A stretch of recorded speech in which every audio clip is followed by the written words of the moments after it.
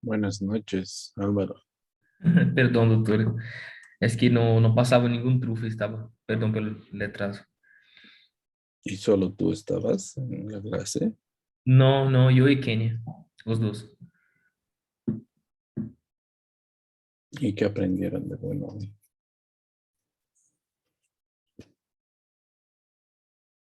¿Qué aprendiste de bueno?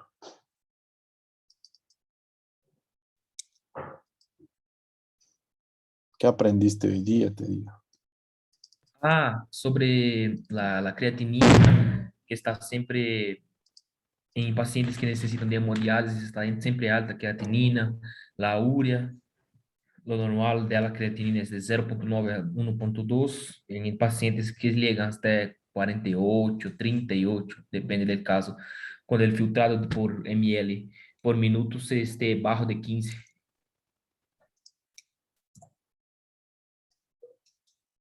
¿Qué más?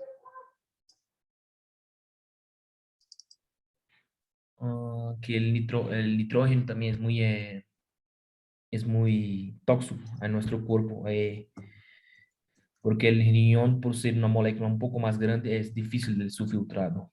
Entonces, en pacientes que se están filtrando abajo de 15 ml, ela siempre va a estar muy elevada también. Bueno, usted solito está en la plataforma. Ya hemos hablado que vamos a tener clases presenciales. Todavía no está unida.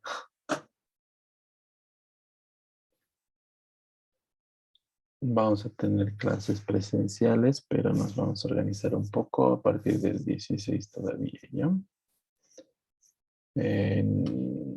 Han podido revisar la parte que les he dado, medicina basada en la evidencia.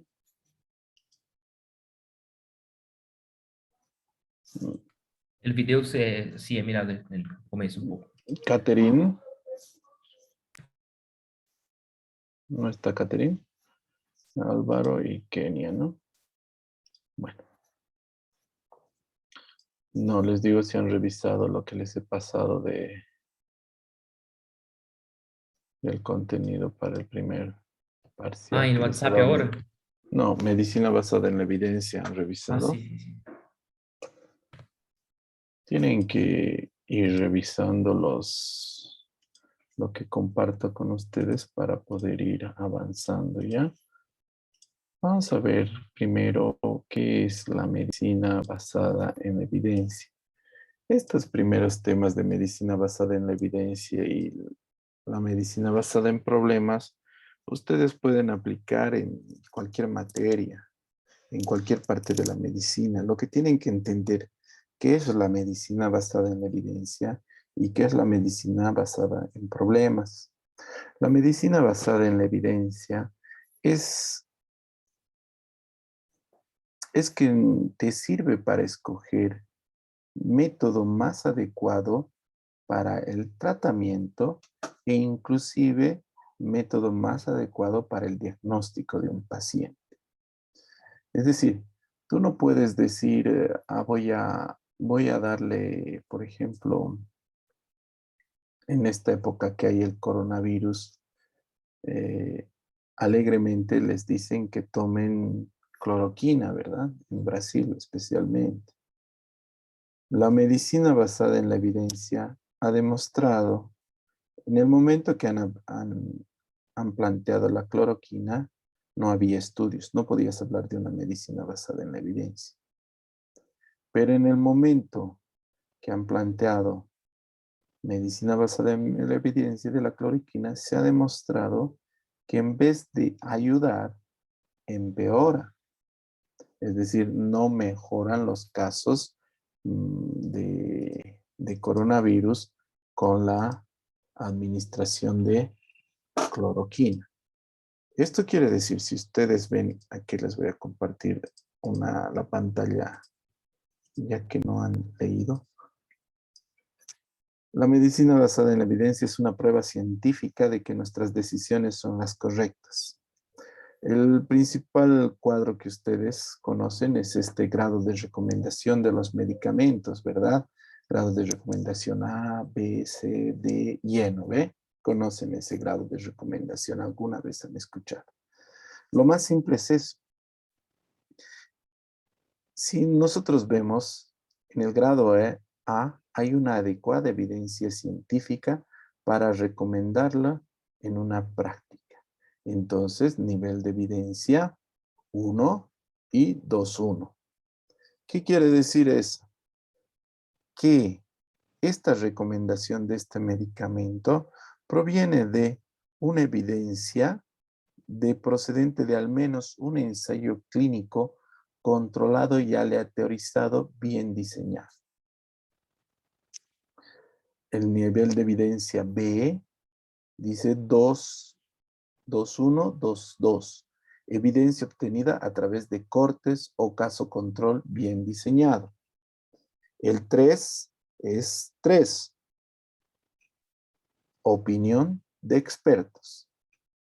Y el D es que cierta evidencia científica para no reconocer una práctica. Es decir, no deben utilizarlo. Y E, adecuada evidencia científica para no recomendar su uso.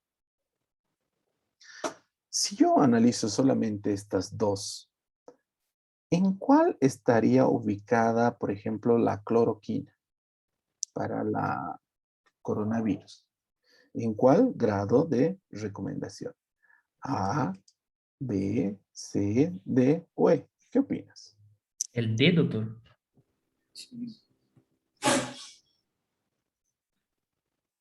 El D. Sete vezes menos. Estaría entre el D y el E.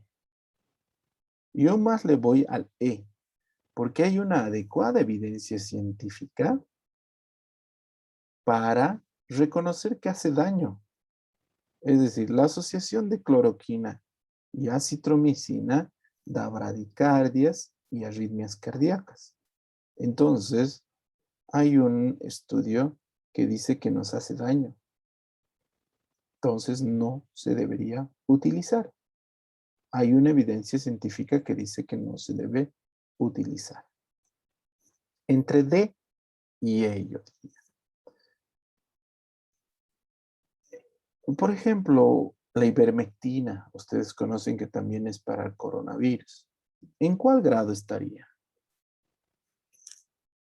A, B. Doctor. Pero es que la ivermectina te hace daño.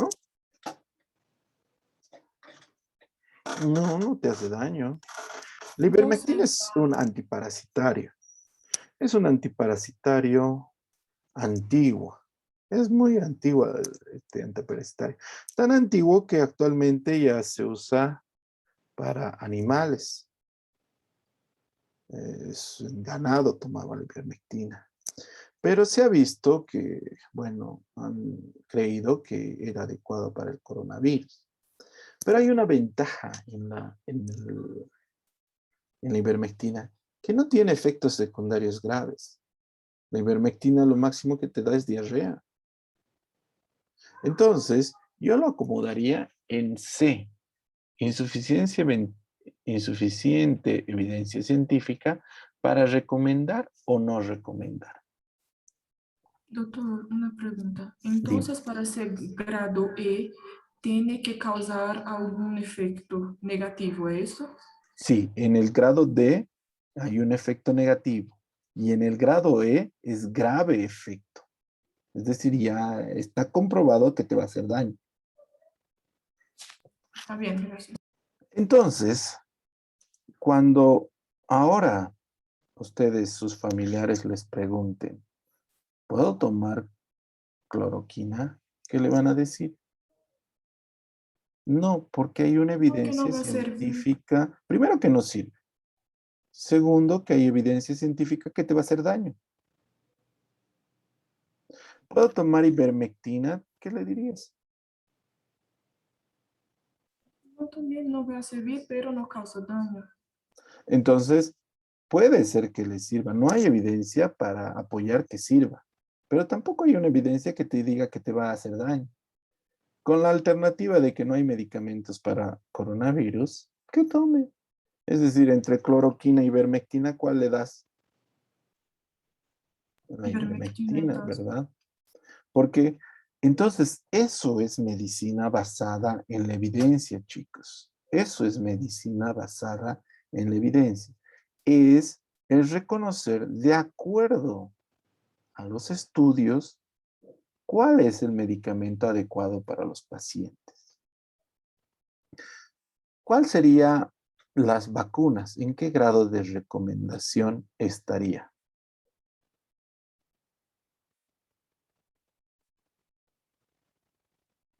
Las vacunas. Entre A y B, doctor. Entre A y B. ¿Por qué? Porque dice que hay una evidencia obtenida a partir de ensayos controlados bien diseñados. Y entre aleatorización y no aleatorización, es decir, entre esos dos hay.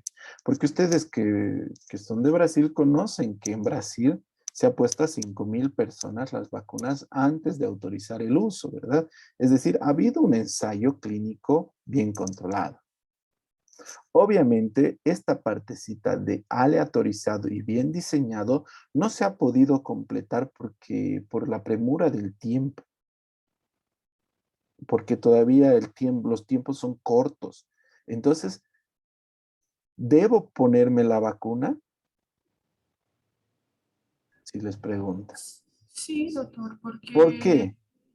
está evitando los casos más graves y fatales en los pacientes. Así Porque ya evita. has leído, entonces sabes que hay una buena evidencia procedente de ensayos clínicos de que está protegiendo de casos graves y fatales. Entonces, eso es la medicina basada en la evidencia. Ustedes lo hacen inconscientemente, la medicina basada en la evidencia, pero yo quiero traer a una conciencia eso lo que ustedes hacen inconscientemente. Toda actitud del médico tiene que ser consciente. Por ejemplo, este nivel de Oxford, si ustedes ven, dice aquí el primero, 1A, también han debido ver medicamentos. Recomendación 1A, ¿no ve? Recomendación E, etc. 1A es un metaanálisis. Entonces, para entender lo que es una recomendación 1A, tienen que entender la palabra metaanálisis. Un metaanálisis es lo mismo que están haciendo en Brasil, comparado con lo que han hecho en Estados Unidos, comparado con lo que han hecho en Israel. Es decir, el metaanálisis no solamente incluye a un instituto, sino que varios institutos en el mundo hagan la misma. Es decir, para que sea un metaanálisis de las vacunas, cuando este año termine o el próximo, van a agarrar la información de Brasil, información de Argentina, información de Israel, información de Estados Unidos y lo van a unir y de ahí van a sacar una verdadera recomendación y van a decir, la vacuna tantos está recomendada para esto, la vacuna tantos. Entonces, eso es un meta-análisis. Más o menos cuando hablamos de un meta-análisis, consideren, ¿no? Casi es una investigación a nivel mundial. Todos los centros participan en eso. Y de ahí sí sale una recomendación real porque ahí hay fajas etarias diferentes, razas diferentes, climas diferentes, métodos de transmisión diferentes. Entonces es muy difícil llegar a un metaanálisis. Tal vez las vacunas de coronavirus en más de una década sean los primeros estudios de metaanálisis que se está haciendo. Porque es difícil hacerlo. Imagínate dar medicamentos a todo el mundo para ver cómo funciona. Entonces, ese es un meta-análisis. ¿Por qué escojo a estos países, Brasil, Argentina, Israel, Estados Unidos, y no a los otros? Porque teóricamente estos países están haciendo un seguimiento de un grupo de personas. En Israel especialmente, toda su población está computarizada. Es decir, todas las historias clínicas desde Juan Pérez hasta Sara Gutiérrez están computarizados. Si agarro y digo, a ver, quiero saber la historia clínica de Kenia, agarras y pones en la computadora Kenia Caroline y sale toda tu historia clínica, donde sea. Sale de que estás enfermo, de que no estás enfermo, qué medicamentos te han dado, cuándo te han dado tu primera dosis, segunda dosis, qué efectos secundarios has tenido, si has tenido dolor de cabeza, si has tomado algún medicamento después, si te has vuelto a enfermar de algo, si has tenido un hijo, dos hijos, tres hijos, si has tenido después, es decir, todo completo. Es una información invaluable. Obviamente que es extremadamente difícil acumularla y ordenarla, pero es una información. Ni siquiera Estados Unidos tiene una fuente de información de esas características como Israel. Por eso, si ustedes han estado siguiendo las vacunaciones, han visto que en Israel están en el 90% de vacunas. Y uno se pregunta, ¿y por qué le han dado tantas vacunas a Israel? ¿Y por qué? ¿Y por qué Pfizer le ha dado tanto? Pfizer le ha dado las vacunas a Israel porque Israel le ha prometido que le iba a dar esta información de los pacientes. Y a Pfizer le sirve. Es decir, le sirve para un metaanálisis. Entonces, mira, yo tengo todos mis ensayos, digo, toda mi gente computarizada. Les voy a administrar vacuna y vos vas a tener una información. Véndeme a mí las vacunas. Oh, gracias, le ha dicho. Porque es una información invaluable. No solamente para la elaboración de estas vacunas, sino para la elaboración de futuras vacunas también. Entonces, si ustedes observan, hay varias clasificaciones de ensayos individuales, revisión de estudio de cortes, estudio de corte individual, estudios ecológicos, revisión sistemática de estudio caso-control, estudio caso-control individuales, serie de casos o estudios caso-control mal diseñados y al último opinión de expertos. Entonces, ¿qué quiere decir que el doctor Heredia de acitromicina? Nada. Ni siquiera es considerado un experto en el campo de coronavirus. ¿Vale de algo mi opinión? No. ¿Qué vale la opinión de Álvaro o Kenia para escoger un medicamento? Es decir, no es por menospreciar. Nuestro conocimiento sí es importante. Pero tienen que entender que no es yo hago así las cosas. Ustedes van a escuchar mucho a los médicos. A mí me gusta dar así. ¿Basado en qué? No puede ser que vos decidas darle, porque sí, tiene que haber una razón. Mientras mejor sea tu análisis de medicina basada en la evidencia, mejores son tus resultados.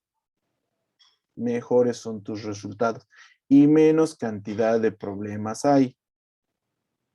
Puede ser que en este momento que todos los médicos, al menos sé que en Brasil siguen dando cloroquina, no sé si ha cambiado eso. ¿Qué opinan? No sé, ¿ustedes saben? Algunos que apoyan mucho el gobierno, que son ciegos por el presidente, creo que están haciendo así, doctor. Entonces, en este momento, con la emergencia, hay muchos pacientes que se mueren ya sea por el coronavirus y lamentablemente otros se mueren por la cloroquina. En este momento no va a pasar nada, porque es una emergencia, nadie sabe nada. Pero el día de mañana, cuando un médico dé cloroquina y se muere un paciente, le van a hacer un juicio, porque no hay evidencia de que sea favorable y más bien va a haber una evidencia de que sea desfavorable. El saber medicina basada en la evidencia te evita estos contratiempos.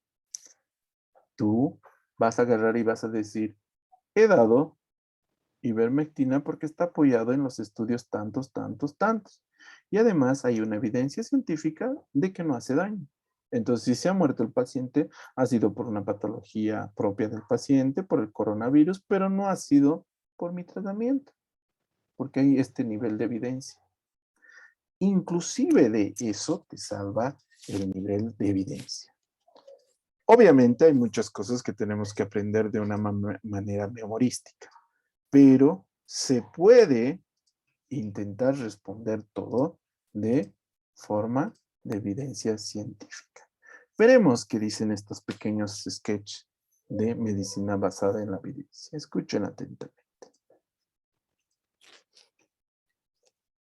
Esta cápsula informativa identificará los recursos electrónicos de información en salud, REIS, con los que contamos en el IMSS y que te ayudarán a tomar decisiones clínicas basadas en la evidencia científica, con una revisión metodológica sólida, de fácil y rápido acceso. ¿Te ha pasado que te encuentras solo en la guardia y tienes una duda en cuanto al tratamiento o diagnóstico de tu paciente y no sabes qué decisión tomar?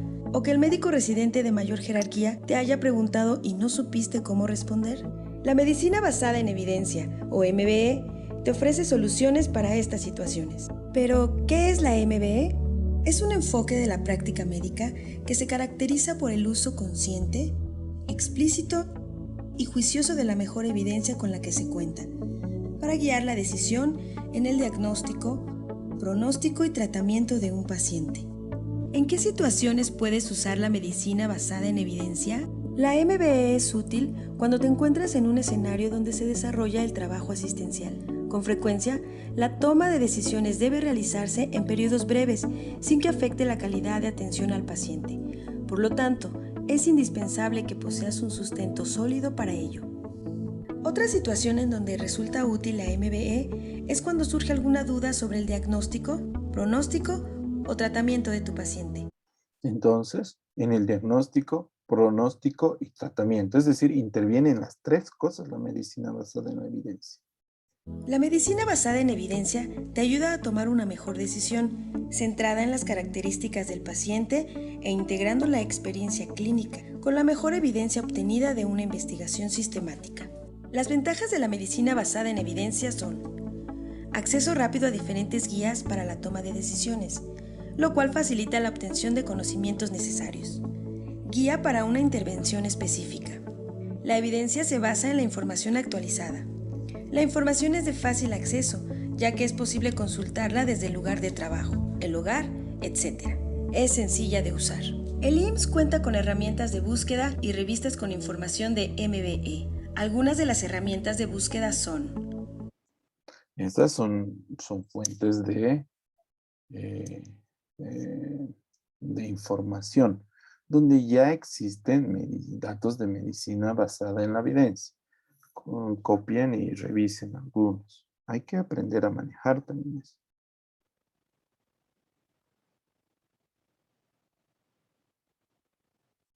Sigamos. Algunas de las revistas de revisión sistemática son REIS IMSS, brindando herramientas para la medicina basada en evidencia. Entonces, esa es la medicina basada en la evidencia. ¿Qué hacemos en un ejemplo para tratamiento? Medicina basada en evidencia, un ejemplo de la práctica diaria. En esta cápsula informativa identificarás la utilidad de los recursos electrónicos de información en salud o REIS, enfocados en la revisión de un caso de la medicina basada en evidencia o MBE. Conoce el caso de María, una médico residente que realiza el ingreso de primera vez de un adulto mayor de 68 años con insuficiencia cardíaca o IC. El paciente cuenta con los siguientes antecedentes: infarto al miocardio hace 8 meses, clase funcional 3/4 de la New York Heart Association, entre otros.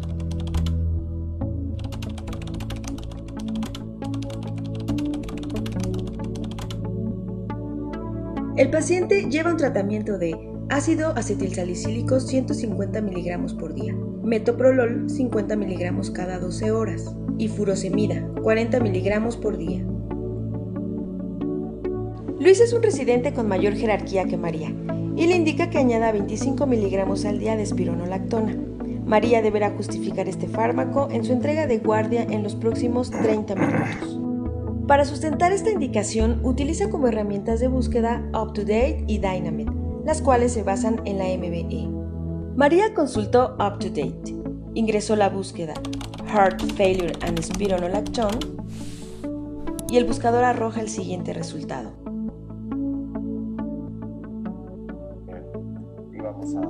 María encontró que en UpToDate se recomienda el uso de espironolactona en pacientes con IC clase funcional 3-4, según el estudio RAILS, ya que disminuye la mortalidad hasta un 30% a 2 años.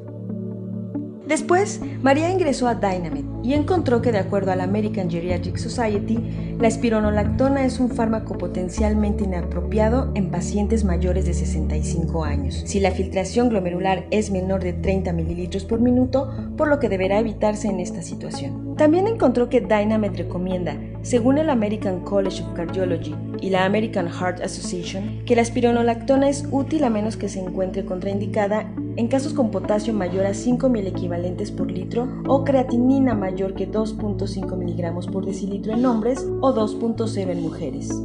María quedó satisfecha con la utilidad de los RAIS, ya que fundamentó la administración de espironolactona centrándose en las características de su paciente. RAIS IMSS, brindando herramientas para la medicina basada en evidencia. Entonces, como ven, ha habido una escoja de medicamentos de forma de acuerdo al estado del paciente, su función renal, que ustedes han pasado ahora, y se han dado cuenta de que eso le permite una adecuada decisión. También vamos a ver de cómo se hace para un screening diagnóstico. Es decir, cómo se usa la medicina basada en la evidencia para un tamizaje de cáncer de recto. Innovación educativa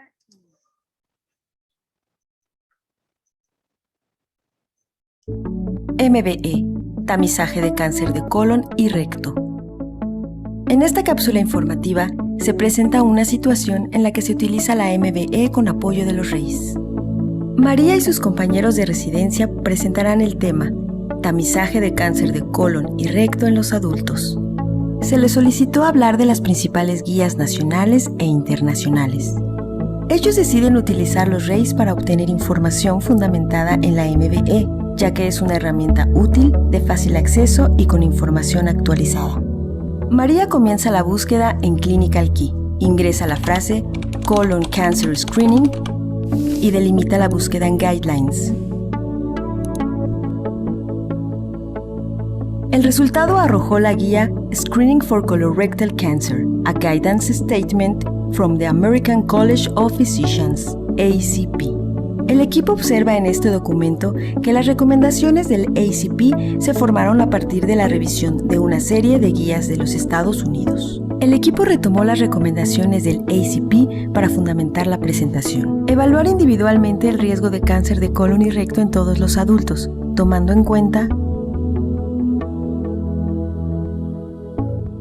utilizar algunos de los siguientes estudios: prueba de sangre oculta en heces, estudio de rectosigmoidoscopía o la colonoscopía en sujetos con las siguientes características.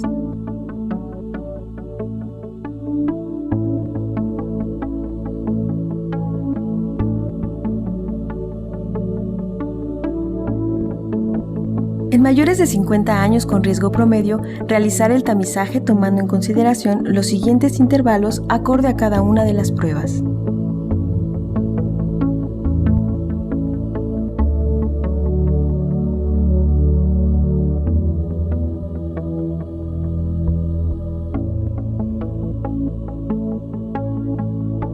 En pacientes mayores de 75 años, con esperanza de vida menor de 10 años, detener el tamizaje. También consideraron la última actualización de JAMA de la US Preventive Task Force, correspondiente a junio de 2016, la cual menciona que el tamizaje de los sujetos entre los 76 y 85 años debe individualizarse, con base en el juicio médico, las preferencias, comorbilidades y sobrevida de cada paciente. El equipo quedó satisfecho con la utilidad de los RACE, ya que obtuvieron la mejor información del tema para su presentación. RACE IMSS, brindando herramientas para la medicina basada en evidencia. Al igual que María, tú también puedes consultar los RACE a través del sitio innovacioneducativa.ims.gov.mx, /IMSS-con-RECIT. Y en Entonces, como ven, chicos, en relación a la medicina basada en la evidencia, es bastante útil y es bastante practicable. No quiere decir que vas a retrasar el tratamiento del paciente, sino es que tienes que ir acorde con la tecnología. No sé si se llegó a comprender esto de medicina basada en la evidencia. Yo creo que se ha entendido, ¿verdad? Obviamente es aplicable a a todas las materias. Y es bastante útil y a ver si lo utilizo. Mañana vamos a revisar medicina basada en problemas. La verdad es que el tiempo asignado para ustedes normalmente era de 9:30 a 11, pero lo han cambiado de 10 a 11:30. Yo me tomo ese tiempo del trabajo para estar con ustedes. Entonces, por favor, un poquito más de puntualidad en las clases, ¿ya? La vía virtual vamos a mantener porque la verdad es mucha charla personal. No se necesita para charlar con ustedes, es decir, en persona, poniéndoles en riesgo yo o poniéndose en riesgo ustedes. No, vamos a ver, volver a la, a la parte presencial, pero van a rotar de uno en uno, es decir, uno un día, otro día y así sucesivamente, viendo los mismos inconvenientes del número de pacientes. Ya les he dicho, nadie va a consultar pues mi grano en época de coronavirus, nadie va a consultar mi tiroides, todos van a esperar al próximo año para hacer este tipo de controles. ¿Listo, chicos? Bueno, por el día de hoy eso es todo para que puedan descansar un poco, para que puedan comer algo y nos vemos el día de mañana. Vayan haciendo el trabajo que les he dado, que recién es para la próxima semana, donde vamos a iniciar con un tema que es importante, que es la patología torácica, especialmente abocada a cirugía torácica. ¿Listo? También, doctor. También, doctor. Bueno, chicos, gracias. Nos vemos. Que les vaya muy bien. Hasta luego. Gracias, doctor. Hasta mañana.